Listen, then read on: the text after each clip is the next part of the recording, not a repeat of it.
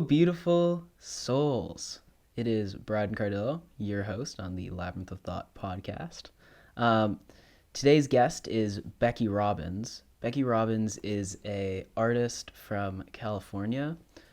Prior to getting into the art world, or getting into art, I guess, and painting, she was in the personal development world, and through that, she's gained a lot of spiritual insight, and she's got an absolutely wonderful life that has so many flavors to it, and she has so much to give.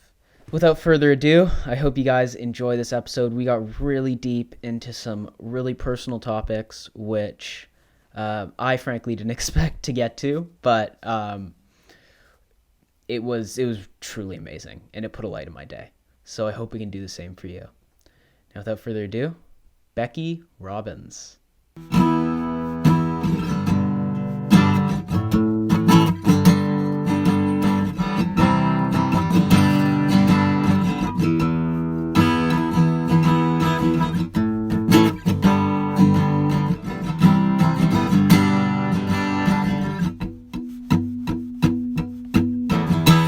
Labyrinth of thought, I'm coming through your eyes. This is labyrinth of thought. It's a podcast where we talk to people about things.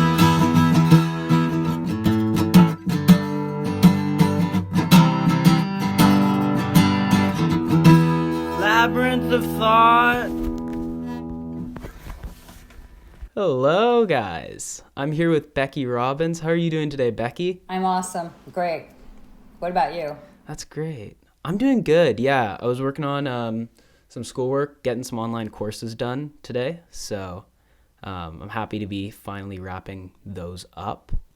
And yeah, no. So I wanted to have you on just to talk about, well, as my viewers would know from the little pre-interview intro that I do, you are an artist, and I also understand that art and spirituality kind of are in a similar vein as one another. So that's kind of why I wanted to have you on. So yeah, as an artist, there's a component of, I guess, being different, which is present. Can you talk a bit on that? Being different as an artist, or like being different as a person? Being different as a person. Yeah. Yeah. I think, I don't know if every artist feels like they've always been different, but it's a courageous thing to be an artist if you want your art to be out in the world, which means you inadvertently seek for it to be approved of or appreciated. You know, somebody wants to buy it, they love it. And that just feels really good when somebody loves what you do. But as a person who's, like, I'll just speak to myself. I felt like I was different from the time I remember anything in life. I felt like I've always been like one of those different ones. Like, why did I come here? And now I'm like, I don't want to leave here. You know, I love this planet so much. There's so much more to explore and do and be and all of that. But art is a totally subjective thing, but then you're putting it out in the world that's objective, which is like wanting to, like, what do they think? And I just delivered a piece of art to a family the other day, and that was chosen by a friend of theirs as a surprise. So, like, there's all these factors like, oh, God, I hope they like it, and what will they think? And then they wanted me to sit down and narrate it, because all my art eventually tells its own story. So, yeah, I went through all kinds of those different emotions that day. Like, hopefully they like it, and of course they did. You know, immediately when they opened the door, they were happy.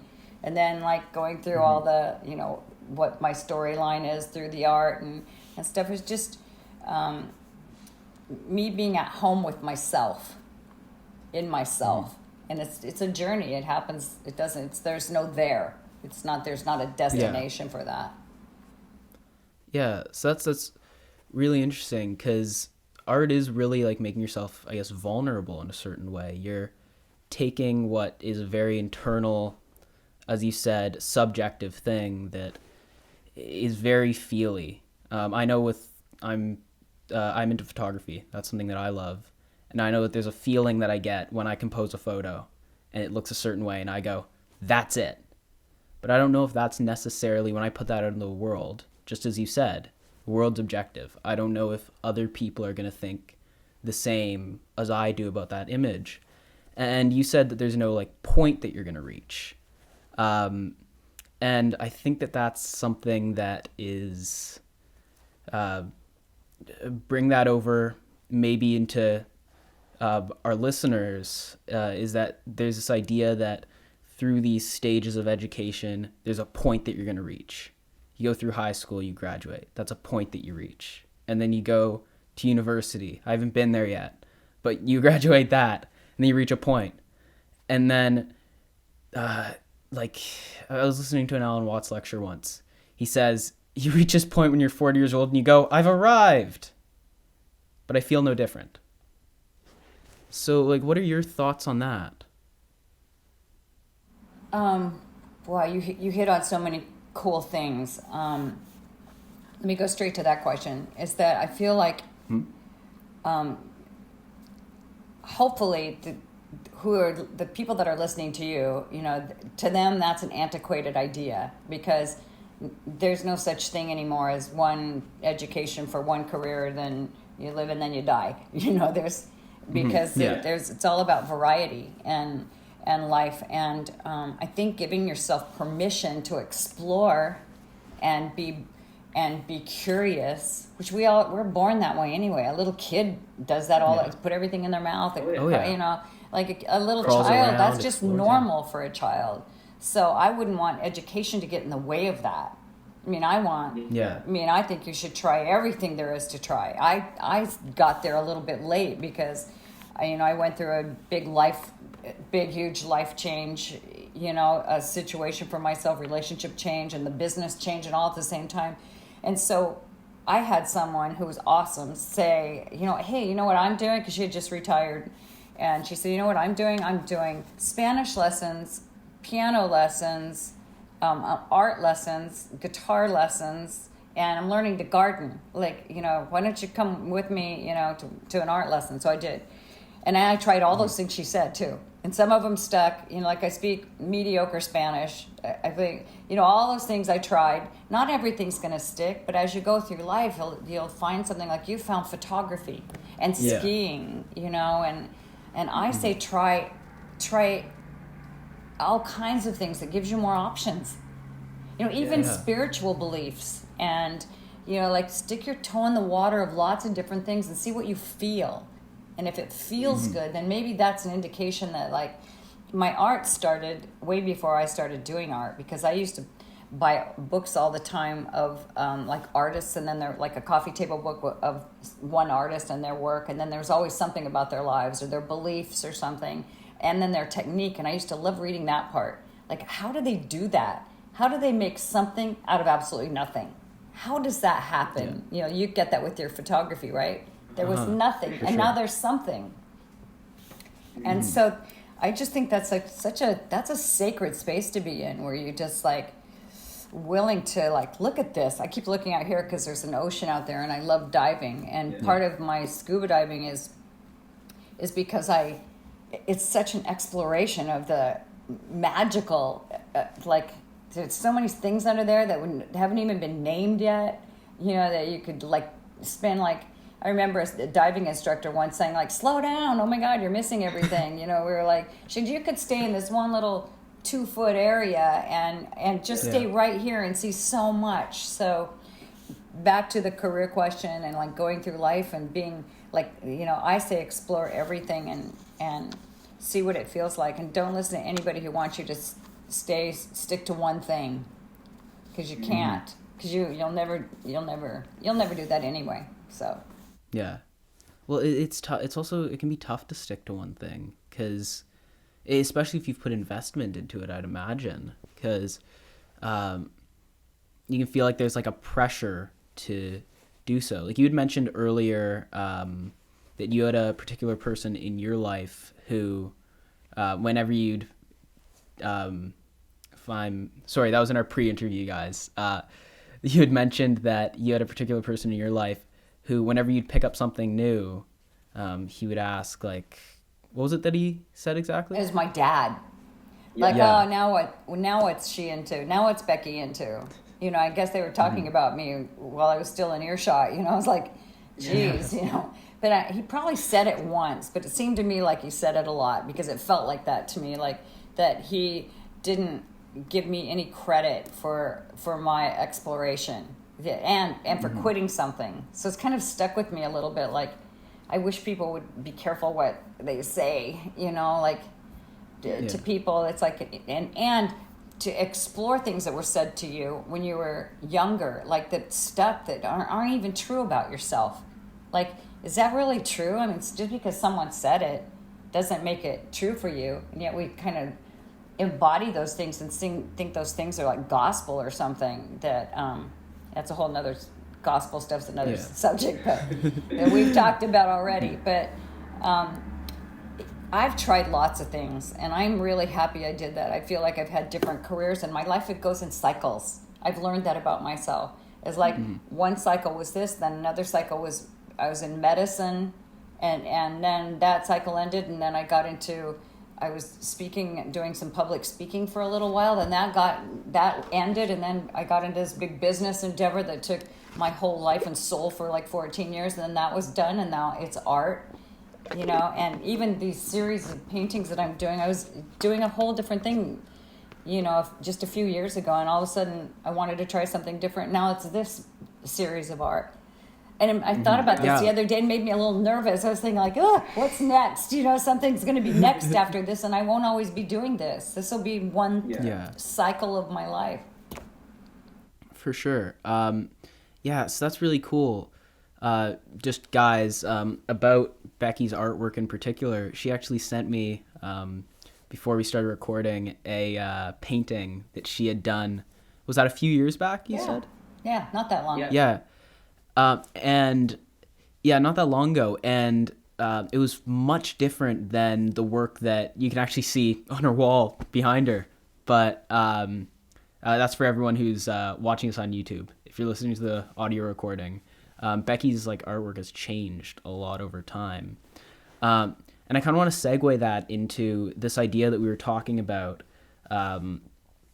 earlier, which was cycles. So you're mentioning that your life kind of goes in cycles. It's cyclical.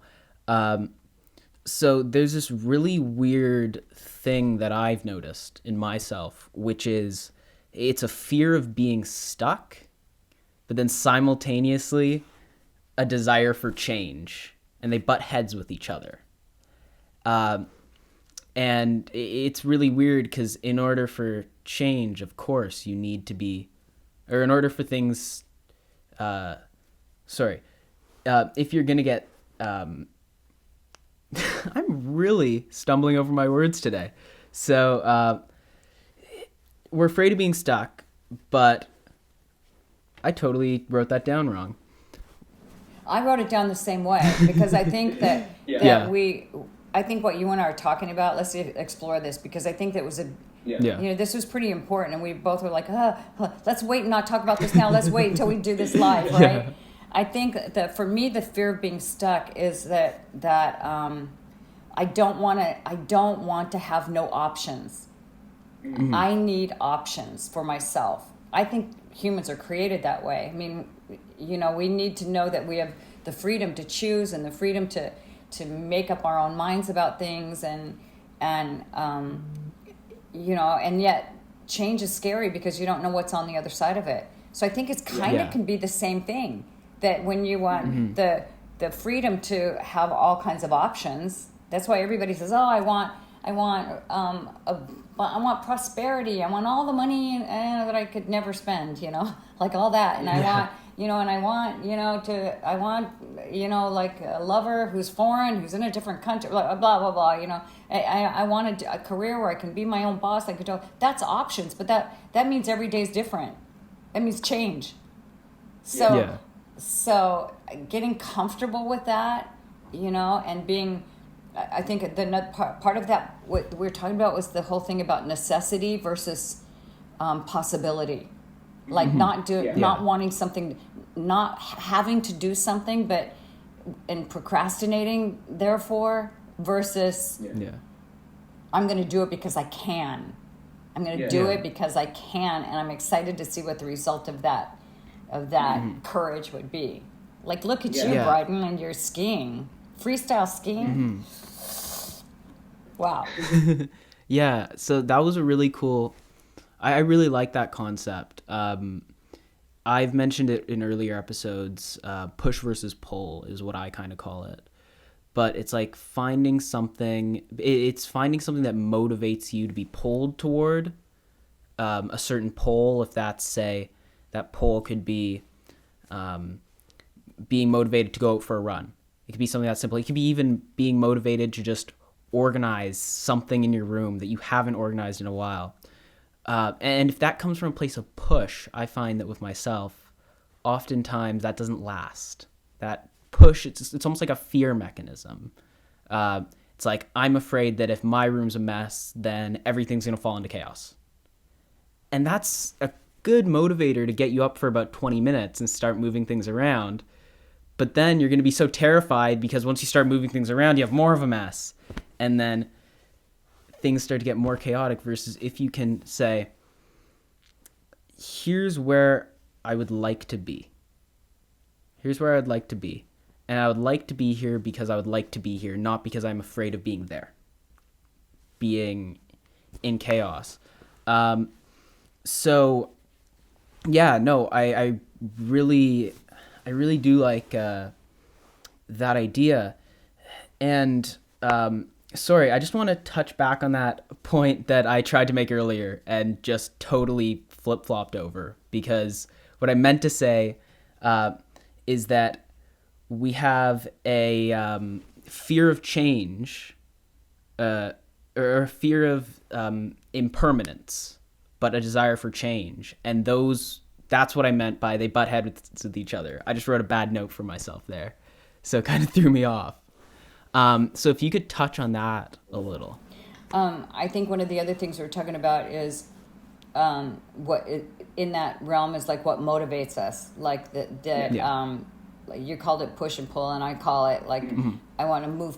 Do I exercise because if I don't, I'm going to be a fat slob? No, I don't. That doesn't motivate me because I know I'm not a fat slob.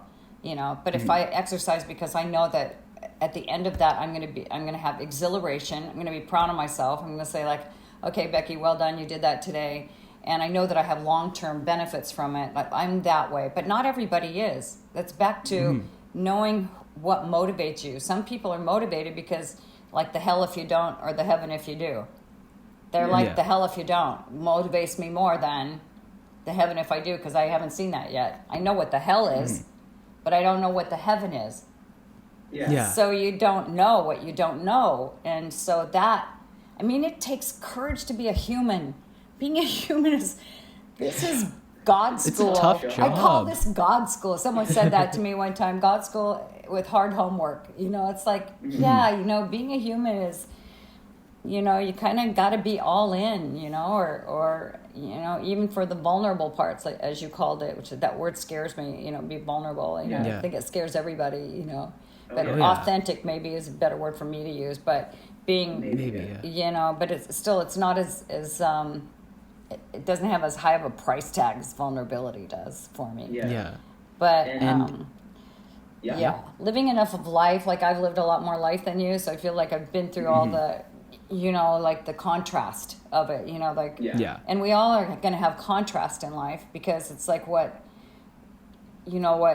makes you stronger, but also what gives you more wisdom, or gives you more distinctions, or gives you more, and it can be like the tiniest thing, like for you developing a photo, like you've learned like, I learned that way not to do that anymore, so now I know how to do this is better. or it can be a tragic thing that you feel like is like the worst thing that ever happened, and then on the other side of that, something amazing came out of it. So we are all going to go through that as humans. I wish it was an easier pathway sometimes, and here we are in the biggest amount of contrast in every context of life that any human has ever gone through, this pandemic. Well, this pandemic's been an interesting, I think, experience because it's really given everyone a chance to step back from the rat race or the fast movement of it all and just look at the world as like, holy crap, we are all on this planet together. We are not like this hyper individuality where, and when I say hyper individuality, I mean where you see yourself as separate from one another. It's something that's propagated so much, but we've had to come together in this time.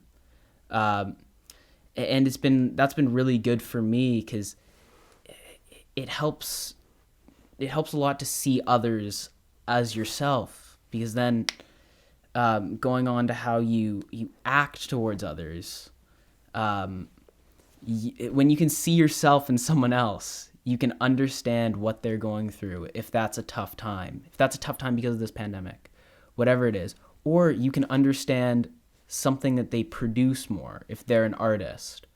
So like where kind of do you sit on that unity, that oneness idea? What are your thoughts on that? Well, I can go way high on that one because Sure, let's do it. Well, I feel like I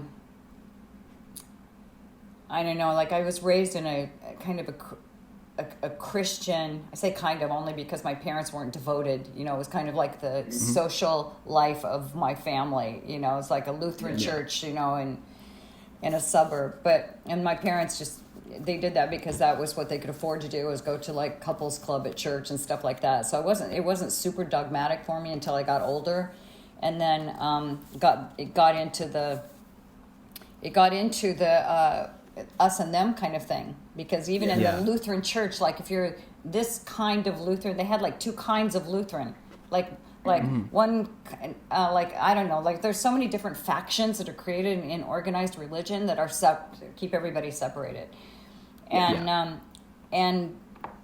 I remember the exact day I'd gone to a psychologist who was a psychologist for kids, because I was going to be getting a divorce. I knew it myself. I hadn't told anybody yet except for myself. But I had kids, and I want to make sure my kids are going to be okay. So I went to this child psychologist, and he said, go and buy this book and read this book before you come back. And the book was called What You Think of Me Is None of My Business. And it was by a woman who had a big following at the time. And I read that book on the way home, and it just felt right in my guts. It felt right to me. But I called this woman who I had been working with, and I said, which is the last time I ever talked to her, by the way. And I said, like, what do you think about this book? And she said, well, the author doesn't know the Lord personally. That was such a turnoff to me. Because, like, oh my God, like, who could? I mean, that just started me on a whole different, one cycle done, next cycle started, right then. And so I started exploring all these different schools of thought and ideas and beliefs and things like that, and it just made me realize that even in the Bible it says something about created in the image of God, image and likeness of, and I know I heard that from that early perspective. But my way of looking at it now, and even as a way when I sit down to meditate, I have this little opening kind of thing I say out loud, that kind of helps me get into the state. And one of those things was from that psychologist, some of the stuff he told me to read. And it was like, I am that which thou art, and thou art that which I am. I'm like, oh my God, that has become like a motto for me in my life that gets me into a higher place and reminds me that, wait a minute, I get to reside in this miracle. this thing that they can make a 3D heart supposedly. I don't even think they can, but I was just with one of the world's top heart transplant surgeons the other day. And if I want to go in and watch a heart transplant, I'm allowed to do that. And I have to really think about that. That's so cool. I have to really think about that because, so cool. Wow, just like this miracle that we get to inhabit. I'm just not taking it for granted anymore. I'm not ever going to take it for granted anymore because I get that I am that which thou art thing is like no one can ever create this. The consciousness of it, the senses, every like distinctions we have, like like I could donate my cornea to someone, but they're never going to see the things that I've seen and taken pictures of it that ended up in my art, or the octopus that like wrapped his tentacles around my arm at the aquarium the other day, So, I think that everything's connected to everything. Back to the octopus. I fell in love with those when I was scuba diving, and now that I'm affiliated with the aquarium and I've gone there. The last time I was there, I put my arm down in the 40-degree water, which was like so cold.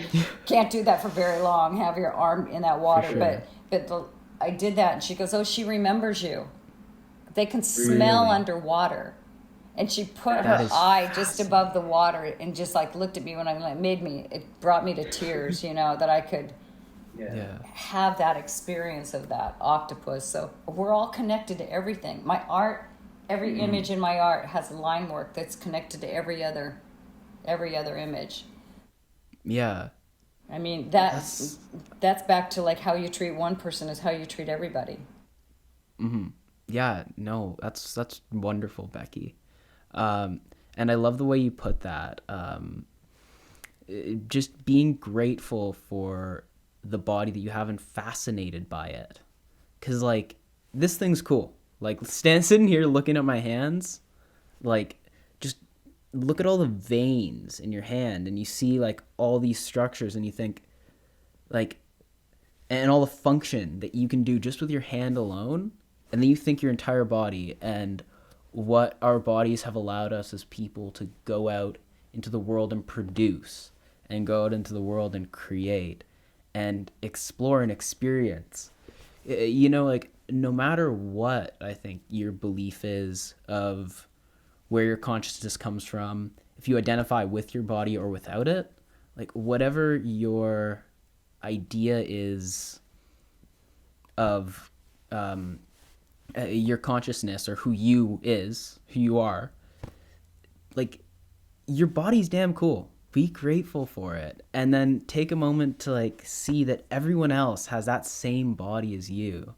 Right? Like I really like this concept of it's kind of making a little bit of a pivot, but I forget what there must be a proper term for it out there or something, but it's this idea that everyone lives a life just as complex as yours, that's just as multifaceted and has just as many little components that make it up as yours. That even being an animal, that even being that octopus in that tank. And I think that it's really easy to forget that and feel separate because of that, or feel alone because of that.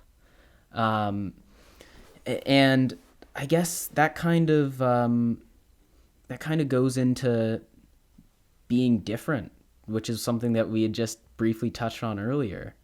I know that like myself, I've always been a bit different, and that definitely within it, there's a lot of separateness that arises, but also there's so much opportunity. And I don't know if you could say you've experienced a similar thing. Could you? Well, in our very first conversation, which was, after an hour, we were both like, wait, how did an hour go by? I just think you're so remarkable, Bryden. One of the things about this pandemic has been for me to have the opportunity to spend so much time by myself without all the things that I filled my life up with before. The things and people and events and meetings and all that busyness. So I just have time to really sit and in your own soup, like kind of like see who you are and all that. And we talked about the whole concept of being different, you and I, because being separate in a school, a different school, and and having.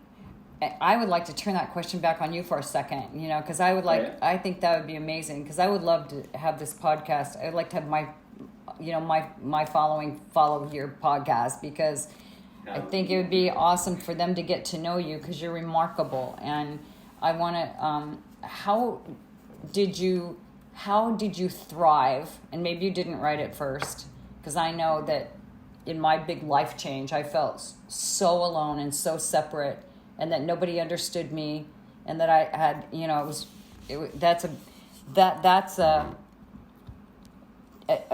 that's one of those moments where you can go one way or the other way, right? Yeah, for sure. But what helped you? What was the catalyst for you? Because that being alone is a people suffer, and people are suffering right now with that. Yeah. So, I guess after my parents split up, I would have moved up to Collingwood, where I live now. And I went to a new school here. That was in like 6th grade. And it was a really interesting experience, because I had been taken right out of being homeschooled and put into an actual school for the first time in like a couple years. And there's a lot that I had to learn. I didn't really know how to. I'd say, like, there was, although homeschooling was great, I missed a little bit of time kind of building up relationships with people from a young age. And then that transition into high school, that was a big one for me, because it was the first time where I truly felt, it was the first time where I truly started to feel like the world was big. And I started to feel really small, I guess. Yeah. And feeling small, you want to try and fill up that space that makes you want to try and make yourself feel bigger. So I guess I for some reason thought that the way to do that would be to build up a big group of friends, to try and build up a big group of friends, but I didn't know how. And through not knowing how, I ended up having a lot of awkward moments. So many awkward moments that pushed people away. And it was just, in my heart, I wanted to say, like, hey, I could do with a friend right now, but I didn't know how to put that out there. And then as time went on, I started to learn more about, I wouldn't quite call it personal development, but like I would literally like go online and watch videos about like how to be charismatic and stuff like that. It's like the biggest bullshit stuff I've ever heard of, because if you're not good inside, there's no freaking way on earth that you're going to be able to handle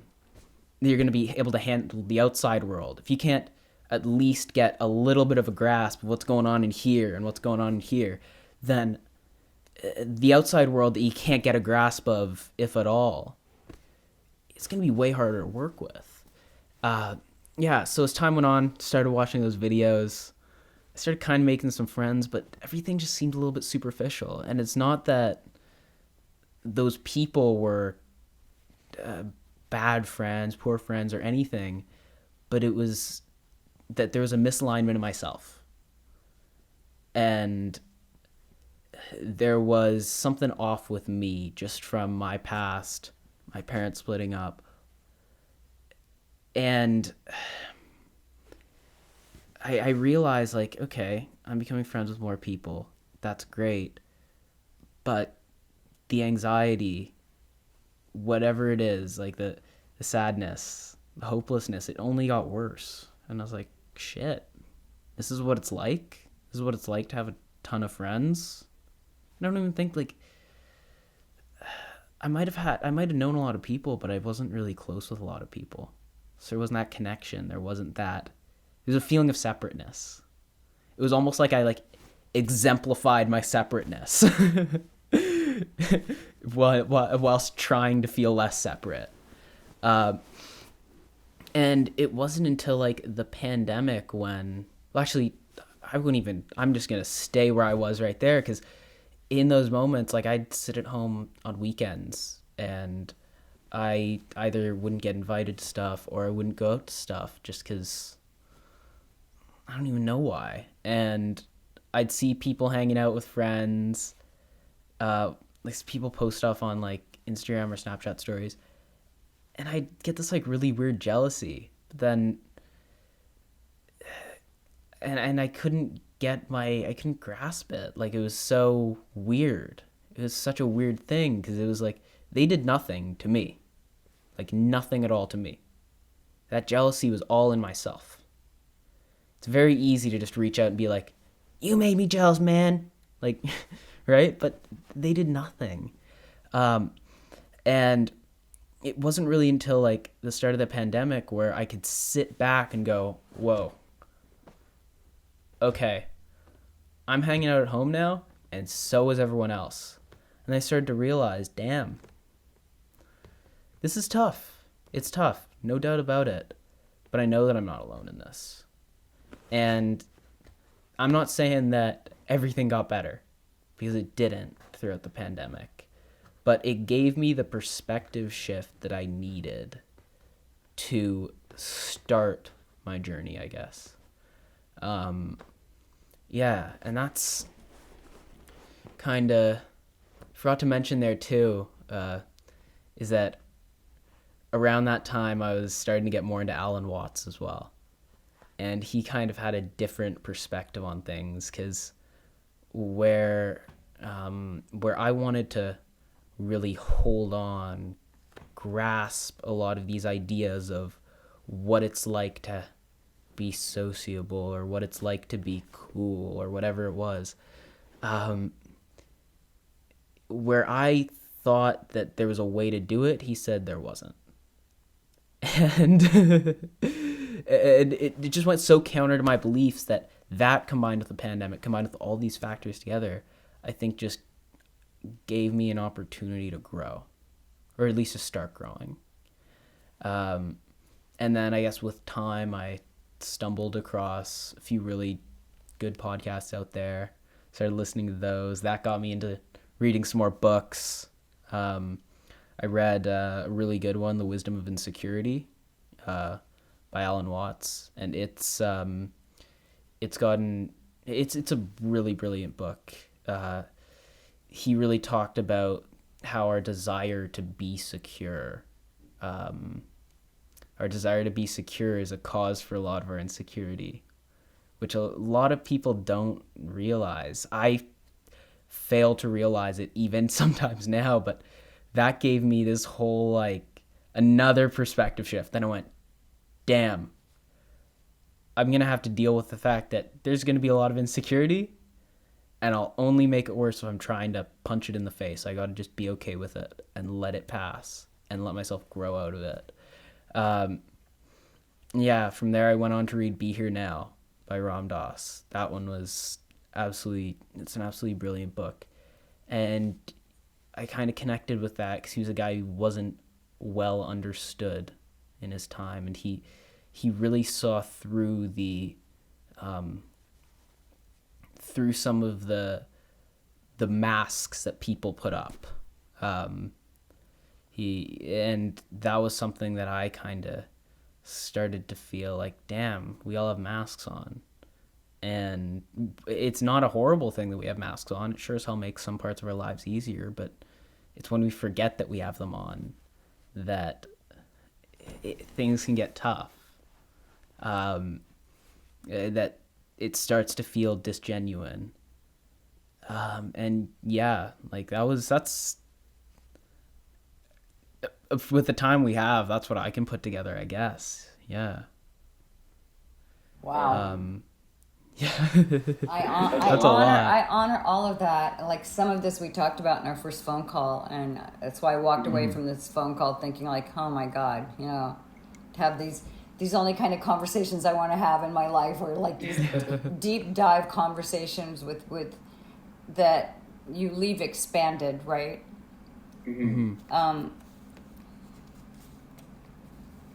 I was listening, so I wasn't writing down any notes of what I should, what I wanted to say, because I feel like there is no. You were talking about like feeling isolated, and all of that, and I've gone through that feeling myself, because I went from like thousands of people around me to nobody around me.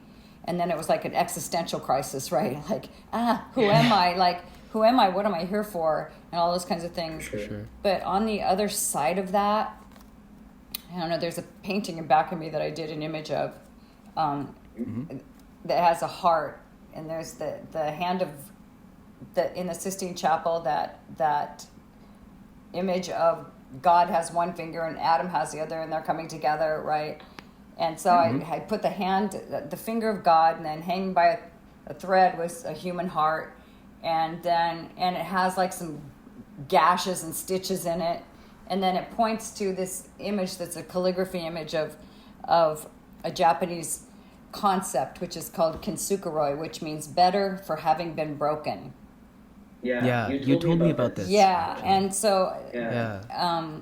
that means so much to me, because when you come out on the other side of those, and we aren't the only two that have ever been. Everybody goes through it at some level. Everyone goes through it. Everybody Everyone has goes their through it, suffering. because we have to figure out who we are and who we aren't.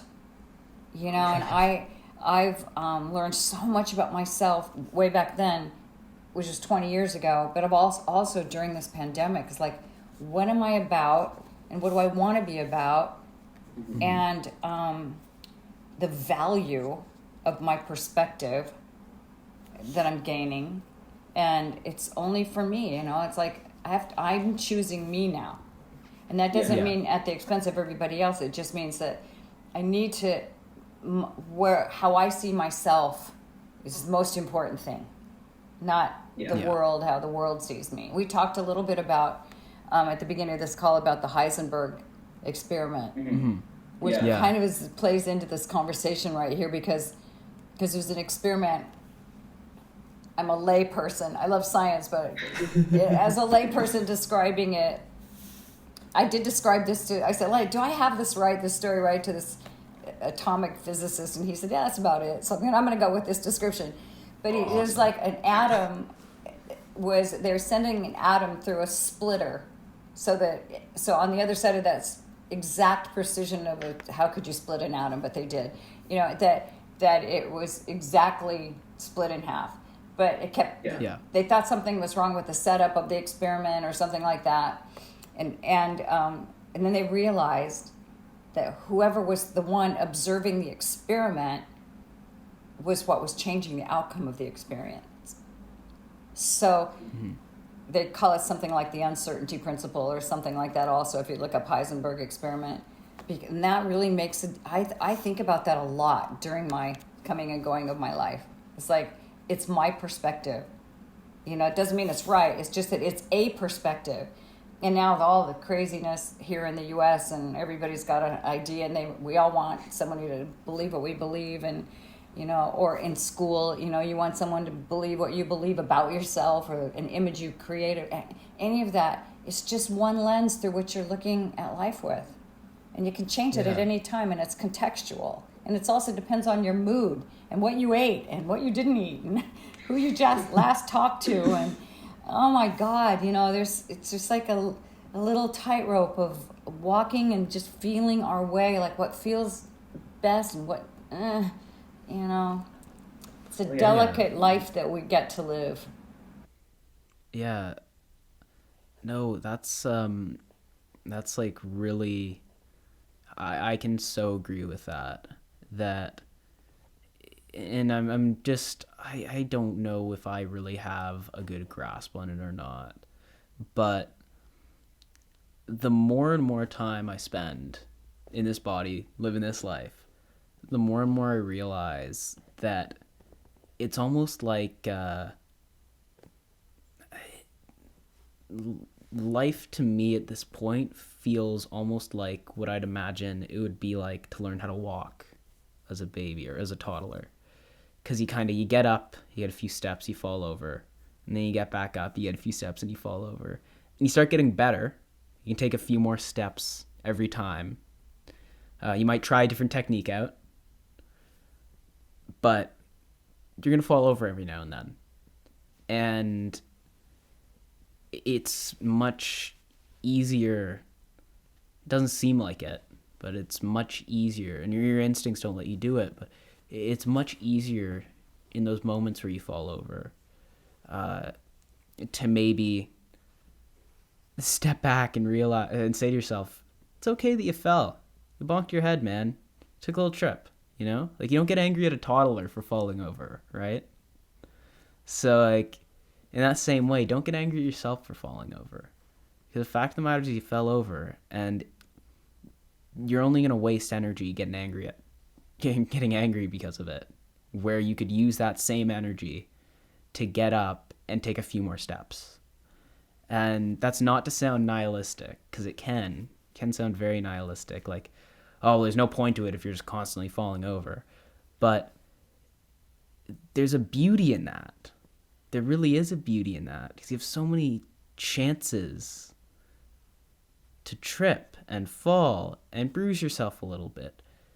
But in all of those, I'm starting to realize that, like, as long as you have a rough idea of where you're going, you will be okay after you fall. As long as you just try and stand back up. Yeah. I have that experience. I bet you have this in your experience of skiing, freestyle skiing, because for me in my art,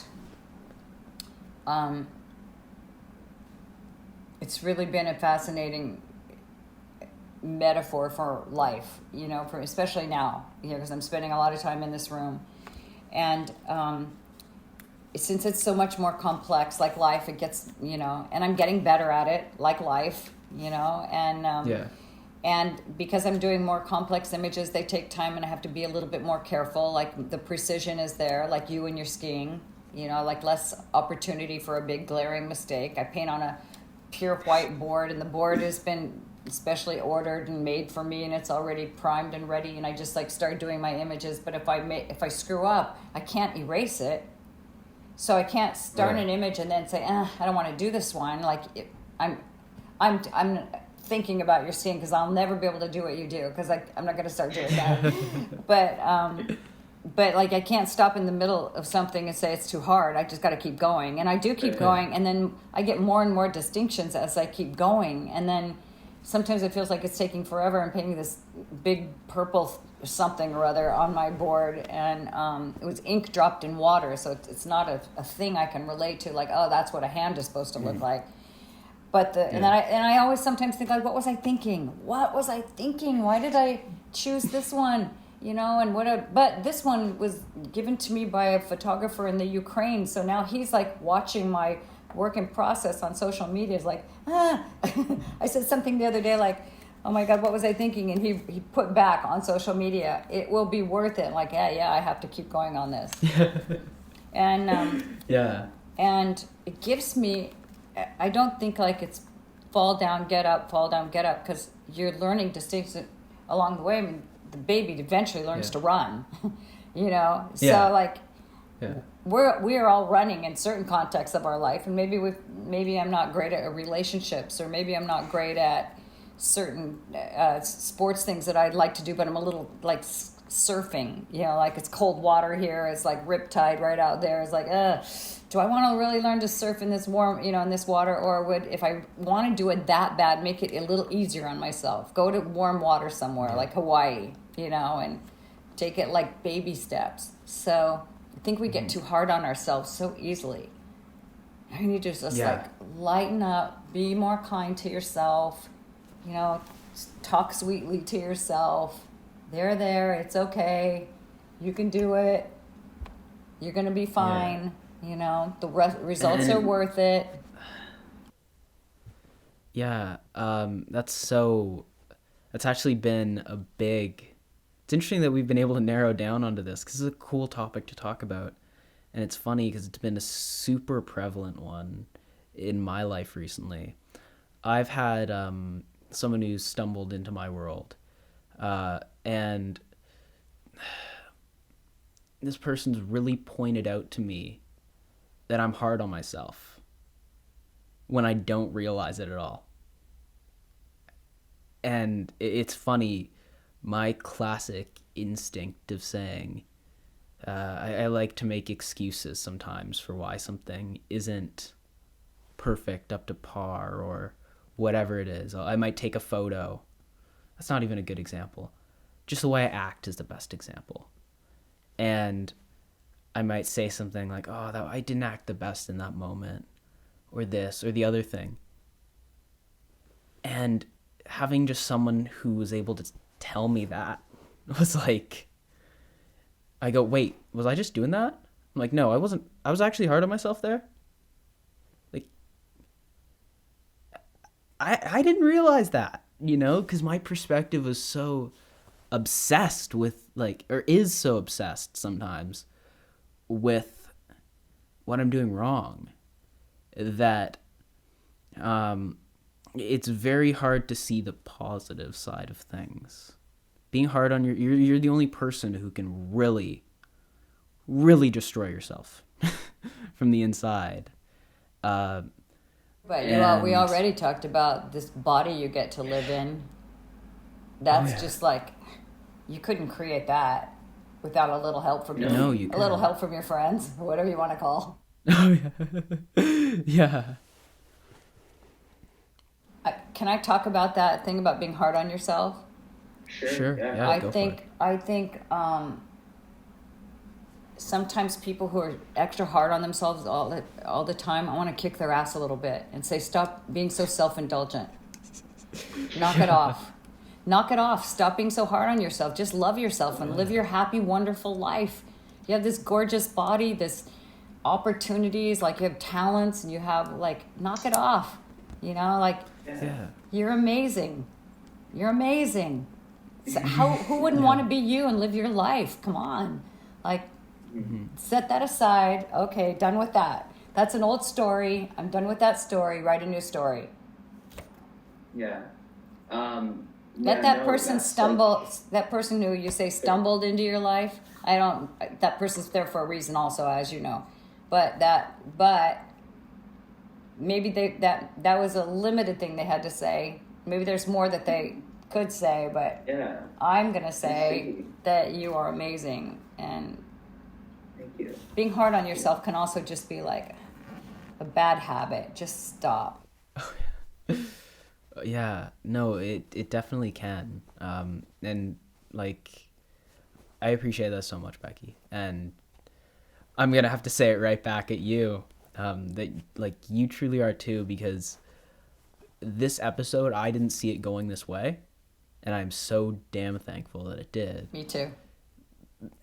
Because there's a display of vulnerability between us right now, which is, considering that I have a camera sitting right in front of me that I'm looking straight into right now, and that this is all recorded, it's a tough place to get to. Well, not for people who are fearless. Like, so we've created a fearless friendship. Yeah. And we have no history. None.